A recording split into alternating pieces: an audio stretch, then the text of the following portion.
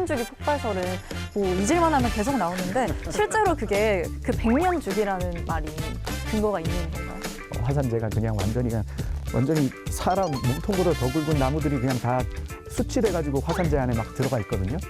이거 폭발하면 개인적인 지금 제 충격. 계좌가 터지거든요. 월스트리트가 없어지겠네요. 그죠? 그러니까 이게 방귀도 우리가 계속 껴줘야지. 맞습니다. 네, 이게 몸이 건강한 네, 건데 네. 오래 참으면 안 좋잖아요. 그러네요. 맞습니다. 그러니까 아주 조그마한 규모의 분화가 일어나더라도 우리 국민들의 어떤 안전에 굉장히 큰 위협이 될 수 있다는 생각이 듭니다.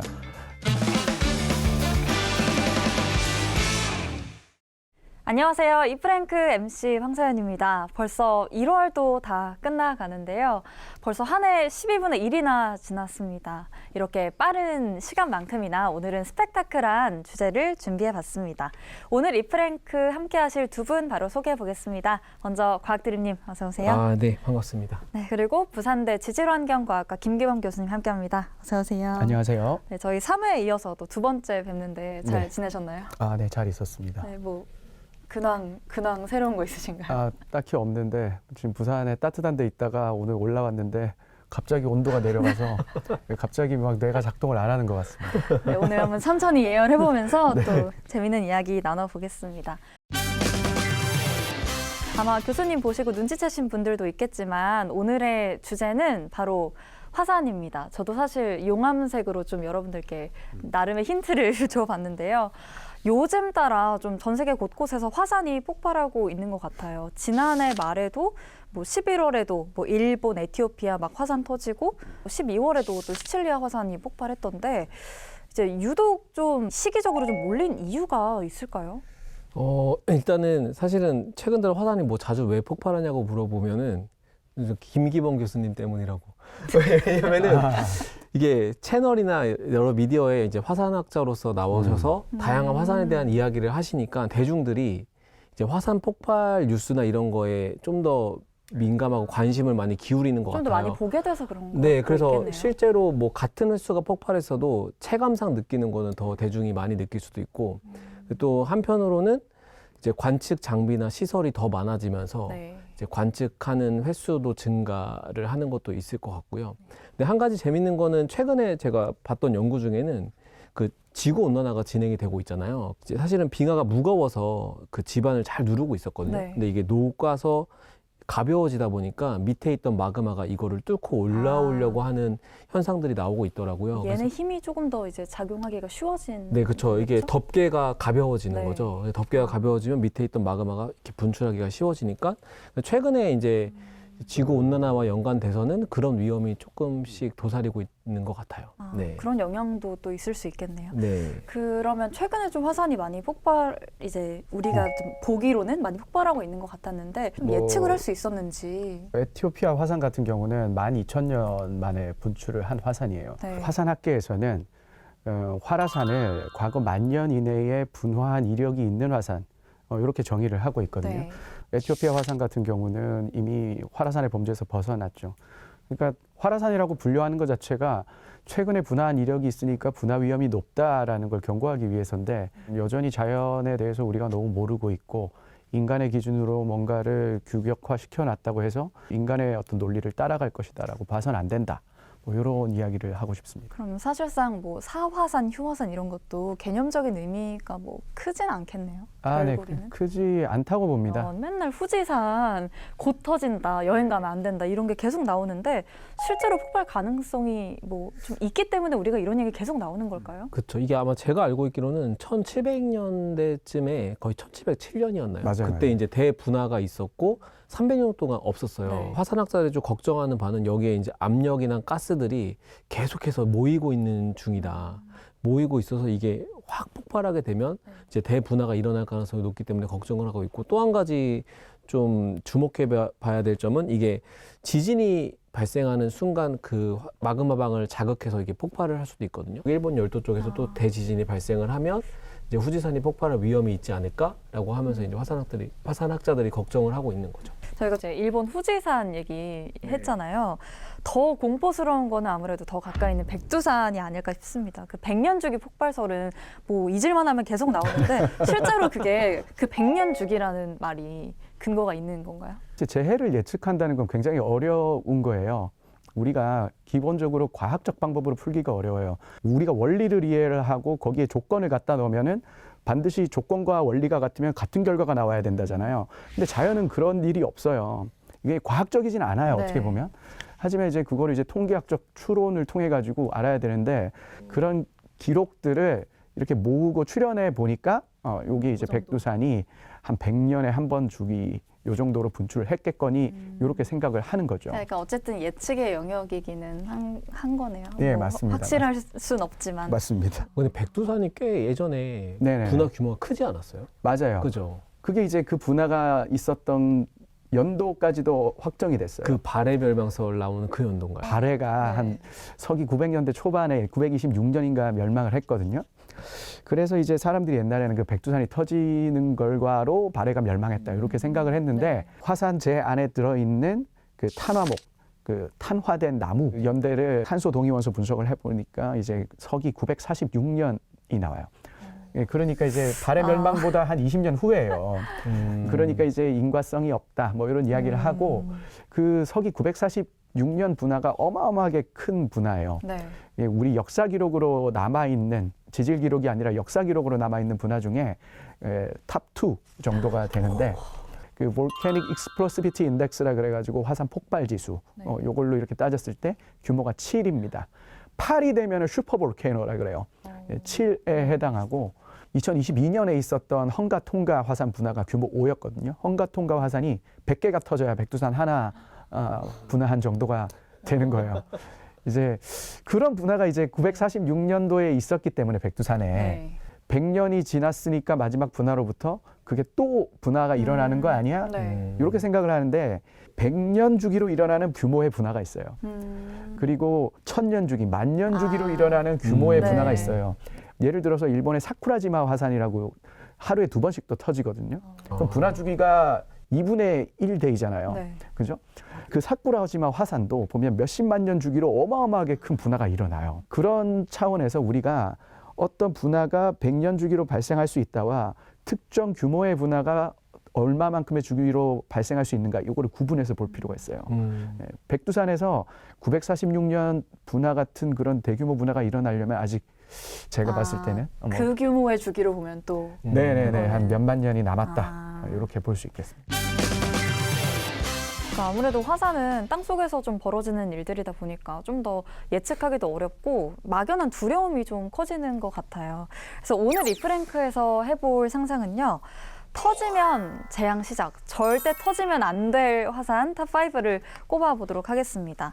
일단 엄청난 힘을 숨기고 있기 때문에 우리가 하나씩 또 어떤 화산들을 만나볼 수 있을지 기대가 되는데요. 먼저 교수님부터 절대 이거 터지면 진짜 큰일 난다 하는 화산 5위 뭔가요? 5위 저는 그 옐로스톤 아, 옐로스톤. 이 화산학계의 네. 이제 아이돌이라고 볼 수 있는데 고전적 아이돌입니다. 거의 G드래곤 같은 느낌? 옐로스톤의 어떤 파괴력 같은 거를 얼마나 위험하게 좀 보고 계신 거예요? 저는 이제 아무래도 그냥 단순히 크다, 뭐 무섭다, 뭐 이런 것보다는 네. 약간 기준을 뒀는데 분화 주기, 분화의 규모, 네. 인문 사회학적인 어떤 충격. 얼마나 많은 피해를 주느냐. 그렇죠, 그렇죠. 그럼 그 주기나 규모에 있어서도 옐로스톤은 항상 강한 그 역사가 있는 건가요? 일단 제가 이제 옐로스톤을 간단히 소개를 좀 해드리자면 네. 예, 슈퍼볼케이노라는 말이 이제 옐로스톤에서 나왔습니다. 이게 터지면은 지구 전체가 영향을 받고 대량 멸종으로도 이어질 수 있다. 이렇게 말을 하는데 네. 이 옐로스톤이라는 곳은 이제 크게 3개의 칼데라로 이루어져 있어요. 첫 번째 칼데라 이름이 이제 허클베리 리치 터프 칼데라 뭐 이렇게 불립니다. 네. 한 210만 년쯤 전에 만들어졌어요. 네. 화산재가 없어도 분화 규모를 추정하는 방법이 화산이 폭발하고 나면 땅속이 텅텅 비어버리니까 그게 위가 내려앉아요. 그 지형을 이제 칼데라라고 하는데 막 호수도 있잖아요. 맞아요. 네. 백두산의 경우는 천지가 칼데라에 해당합니다. 그 천지 칼데라의 직경이 한 5km 정도 돼요. 근데 여기는 허클베리 리치 칼데라는 직경이 50km예요. 아. 예. 그때 당시에 분화 규모를 한 8.3 정도로 보고 있어요. 네. 그리고 그 다음 칼데라가 한 80만 년 있다가 만들어지거든요. 네. 헨리스 포크라고 하는 칼데라입니다. 직경 16km고 16km. 백두산 천지 3배죠. 네. 분화 규모를 한 7.5 정도. 백두산 분화의 한 3배에서 4배. 네. 이렇게 보고 있고요. 마지막 분화가 이제 일어났던 장소를 옐로스톤 칼데라라고 부릅니다. 그 옐로스톤이 그 모든 곳을 다 이야기하는 건 아니고 마지막에 일어났던 세 번째. 옐로스톤은 한 지금으로부터 한 64만 년쯤 전에 발생을 했어요. 거기는 직경 45km니까 백두산 9배. 그 규모를 백두산의 한 10배 정도 되는 폭발 규모를 보고 있어요. 그런데 보면은 한 80에서 70만 년쯤 주기로 한 3개의 샘플이 존재를 하는데 마지막 분화가 일어났던 게 64만 년 전이란 말이에요. 근데 어떻게 보면 오차 안에 들어와 있어요. 들어와 있는 얼추.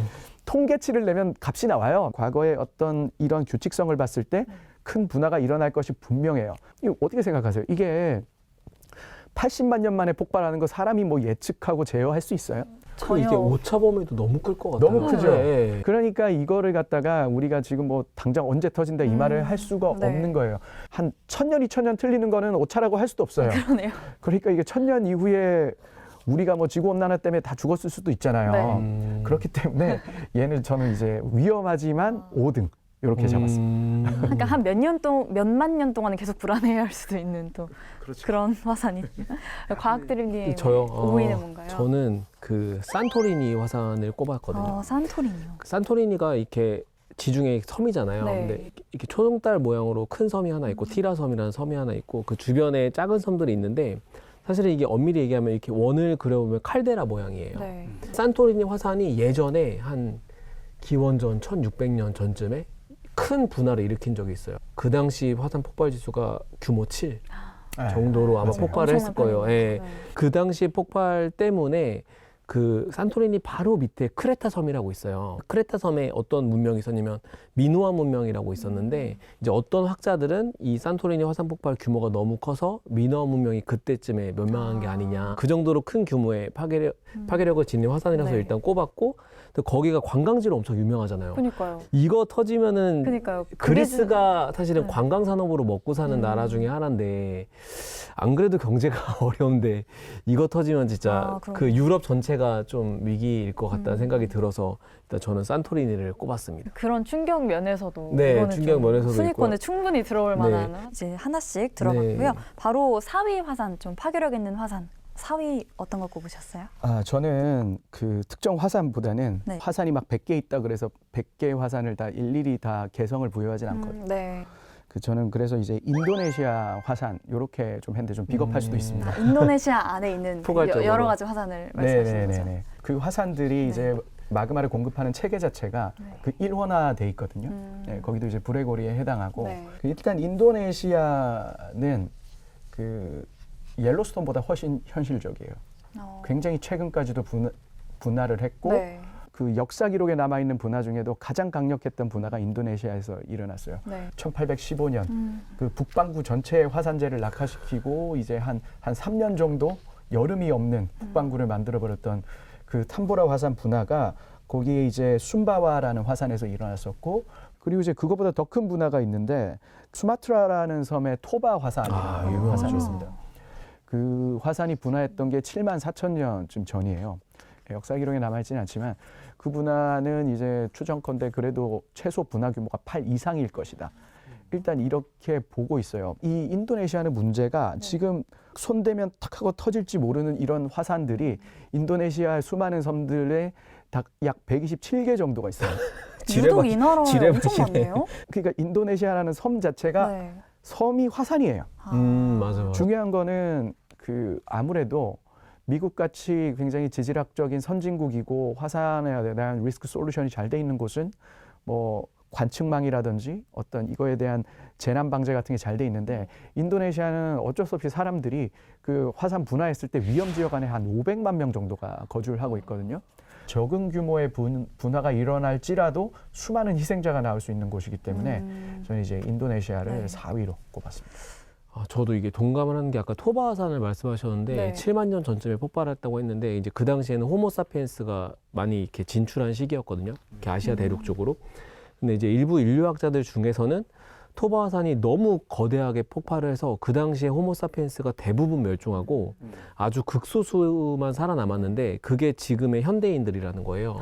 그래서 현대인들의 유전체가 아주 너무나 비슷한데 그 이유가 그 당시 폭발 때문에 아주 극소수의 사피엔스들만 살아남아서 우리의 유전자가 너무나 비슷하다라고 네, 설명을 하는 사람들도 있습니다. 네. 완전 처음 듣는 얘기예요. 그럼 교수님의 4위 화산 들어봤고요. 과학대리님이 꼽으신 파괴력 강한 화산 4위 네, 뭔가요? 저는 좀 무리수를 던졌는데 네. 그 에티오피아의 달롤 화산이라고 근데 화산의 어떤 파괴력보다는 이제 네. 화산이 위치한 장소에 좀 주목을 했어요. 얘가 암염층 지대 가까이에 있거든요. 근데 암염층이 뭔가요? 암염이라고 하면 소금 이 암석으로 염, 굳어진 형태. 네, 소금이요? 맞아요. 네. 근데 소금의 분자식이 NaCl이잖아요. 네. 근데 그 중에 Cl이 염소 기체라서 이게 마그마에 의해서 녹게 되면 이제 기체 상태로 방출이 되면서 다양한 화학 물질을 만드는데 이런 것들이 대부분 독성을 갖고 있어요. 네. 제가 이 암염층에 주목했던 한 가지는 그 이제 지구에 여러 번의 대멸종이 있었잖아요.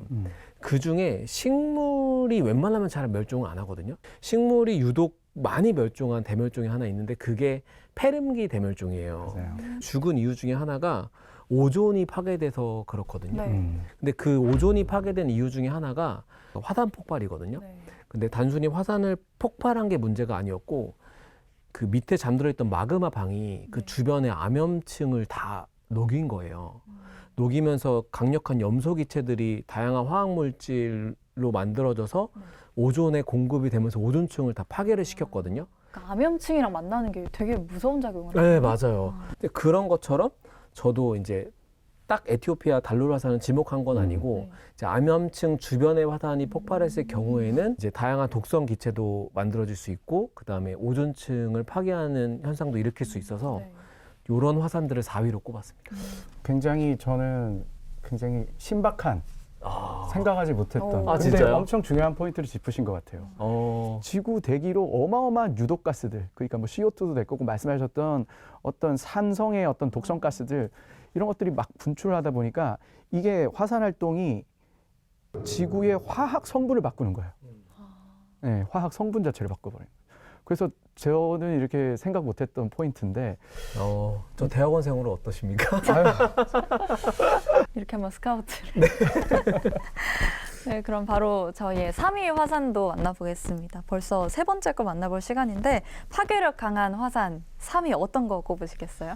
저는 남극의 그 웨스트 안타르틱 리프트 시스템이라고 있습니다. 그러니까 남극이요? 예, 서남극 열계 체계 뭐 이렇게 부를 수 있을 것 같은데요. 네. 북극도 있고 남극도 있고 북극엔 북극곰, 남극엔 펭귄 이렇게 알고 있는데 북극에는 대륙이 없어요. 대륙이 없고 바닷물만 있고 그게 얼어 있는 거거든요.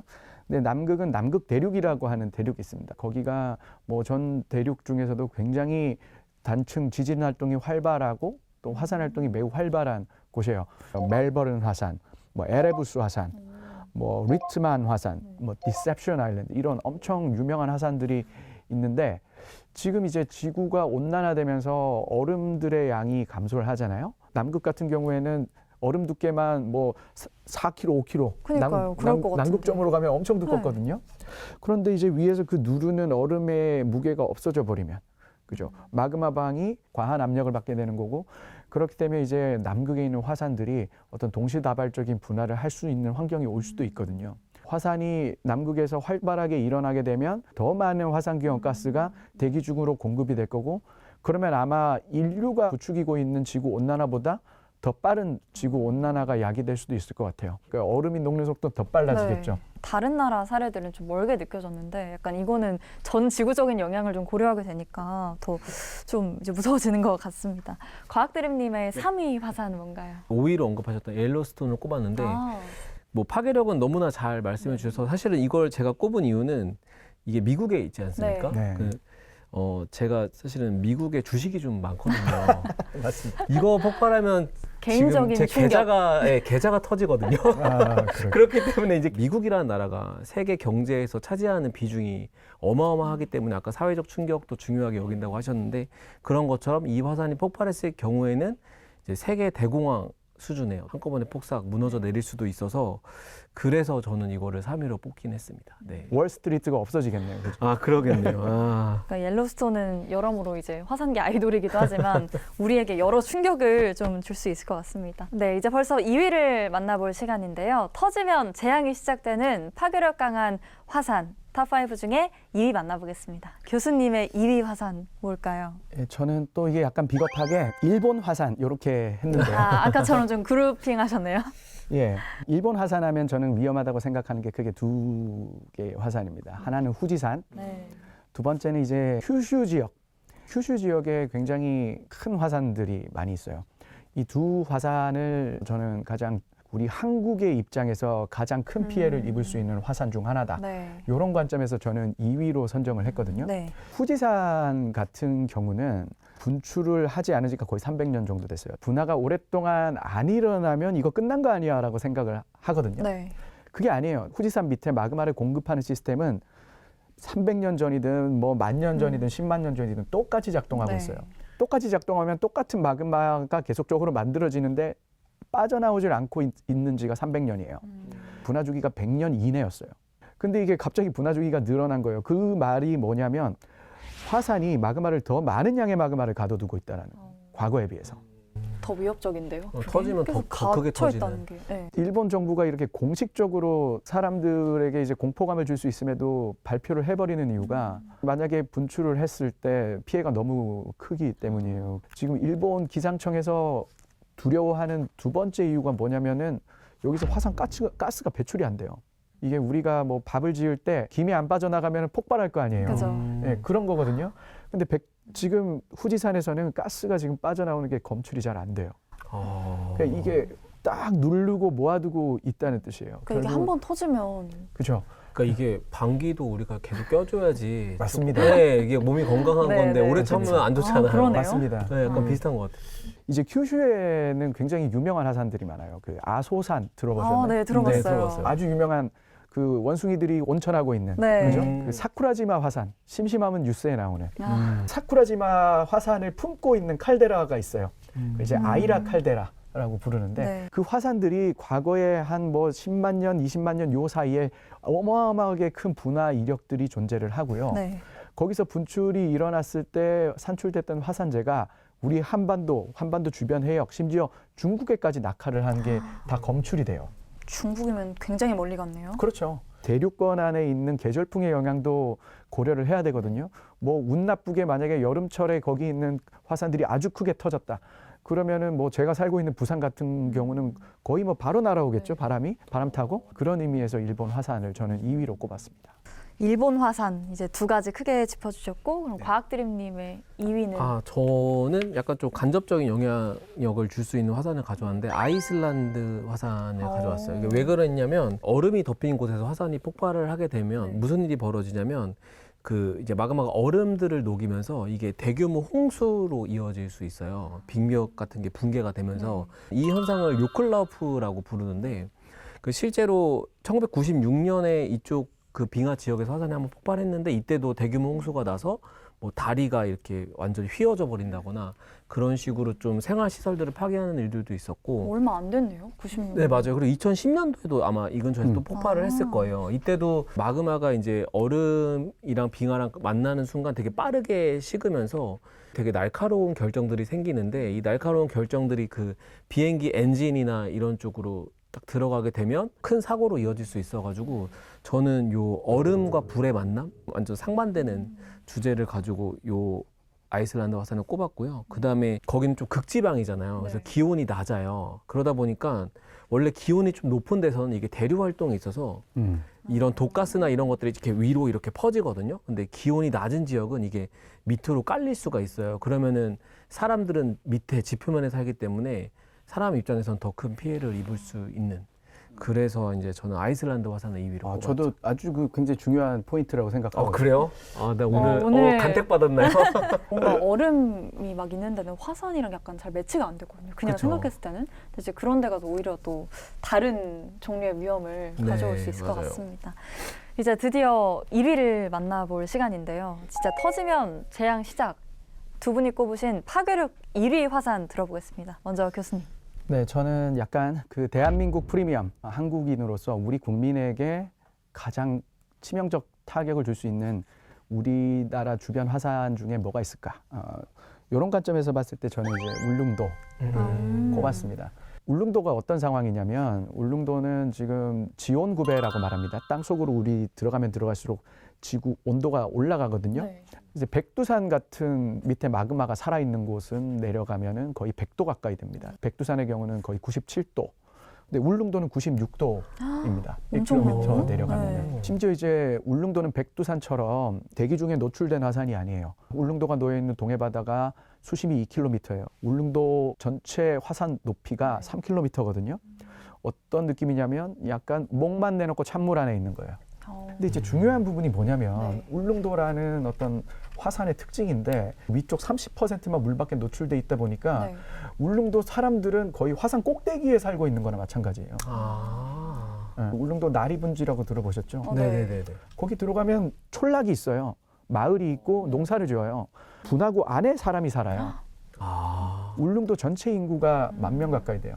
관광객들이 꾸준히 들어가고 있는 섬이에요. 그게 아주 조그마한 규모의 분화가 일어나더라도 우리 국민들의 어떤 안전에 굉장히 큰 위협이 될 수 있다라는 생각이 듭니다. 그래서 뭐 어떤 재난 방제 입장, 뭐 순수 과학적인 연구 차원을 넘어서 네. 재난 방제 입장에서는 우리나라 울릉도를 굉장히 중요하게 바라봐야 합니다. 들어보지도 네, 못한 것 저도 같아요. 진짜. 네, 맞아요. 그런 상황인 겁니다. 특히 화산은 진짜 우리가 맨날 해외 뉴스만 다루지 국내에 어떤 위험이 있는지는 뭐 백두산 말고는 진짜 잘 안 보는 것 같아요. 아, 갑자기 좀 심란해집니다. 아니 근데 저 이런 얘기가 YTN 사이언스 측에서 충분히 다룰 만한 얘기라고 그죠, 생각하고 저희 있어요. 네. 저희이기 때문에 또 공부를 네, 할 네, 수 네. 있는 것도 맞는 것 같습니다. 과학드림님의 1위 아, 네. 파괴력 1위 저도 뭔가요? 마찬가지로 이제 저는 한반도를 다 통틀어서 오리산 대분화를 꼽기는 했거든요. 그 이제 오리산은 어디 있는 거냐면 북한에 있어요. 용암이 흘렀던 흔적 중에 하나로 주상절리를 볼 수 있잖아요. 육각형 모양의. 근데 주상절리를 볼 수 있는 곳이 한탄강이에요. 아. 그 용암이 어디서 어떤 폭발로부터 시작이 됐냐면 그 북한 지역에 있는 오리산 대분화로부터 그 용암이 한탄강을 흐르면서 주상절리를 만들었거든요. 네. 북한에 있어서 사실은 연구가 잘 되지는 않았는데 제가 알고 있기로는 1만 년 전에도 이미 10번 정도의 분화가 있었다라는 사실을 뭐 북한에서 조사했는지 중국에서 조사했는지 네. 잘 모르겠어요. 그 이제 10,000년 정도면 굉장히 최근 같아요. 네. 근데 이제 그게 생각해보면은 철원, 연천 이쪽이랑 가깝고요. 그래서 그 지대가 추가령 구조곡이라고 해가지고 이렇게 서울 쪽으로도 쭉 이렇게 이어지는 그 구조곡이 있어요. 근데 거기도 엄밀히 얘기하면 지진이 발생할 수 있는 지역이거든요. 그게 이제 수도권에도 영향을 줄 수 있어서 저는 이 북한 지역에 있는 그걸 한반도 배꼽이라고 할 정도로 좀 네. 정확히 거의 중앙에 있는데 그 정중앙에서 분화하는 오리산 대분화를 꼽았죠. 사실은 제가 대학교 다닐 때 그때만 하더라도 우리나라는 판경계에서 너무 멀리 떨어져 있어가지고 지진도 화산 활동도 없다. 맞아요. 이렇게 안정적인 환경이라고 배웠는데 사실은 지금 다시 재조명이 되고 있는 부분이에요. 중요한 건 이게 서울을 관통한다는 거예요. 맞아요. 이제 잠실 롯데월드, 롯데타워 밑으로 지나가요, 단층이. 근처 사시는 거 아니에요? 나름 가깝긴 그쵸, 한 나름 것 같아요. 가깝죠. 네. 서울 한가운데서 6자리 지진도 날 수 있다는 것이 지금의 해석이에요. 우리 너무 안일하게 살고. 제가 잘 짚었습니다. 아, 그러니까요. 그렇죠. 굉장히 중요한 포인트를 오늘 아주 활약이 네. 엄청나신 것 같습니다. 지금 화산의 세계에 들어와서 좀 더운 것 같기도 하고 괜히 그렇습니다. 터지면 재앙이 되는 우리 파괴력 강한 화산 탑5까지 모두 만나봤습니다. 일단 오늘 이야기한 화산들이 빠른 시일 내에는 터지지 않고 좀 아주 오랜 뒤에 터져도 그때 터지기를 좀 바라보겠고요. 그리고 이제 자연이 보내는 신호나 또 지금 이루어지고 있는 연구들에도 우리가 다 같이 좀 관심을 가져볼 필요가 있겠다는 생각이 듭니다. 네, 오늘 이프랭크는 여기서 마치도록 하고요. 저희는 다음 시간에 또 다른 상상으로 찾아오겠습니다. 감사합니다. 감사합니다.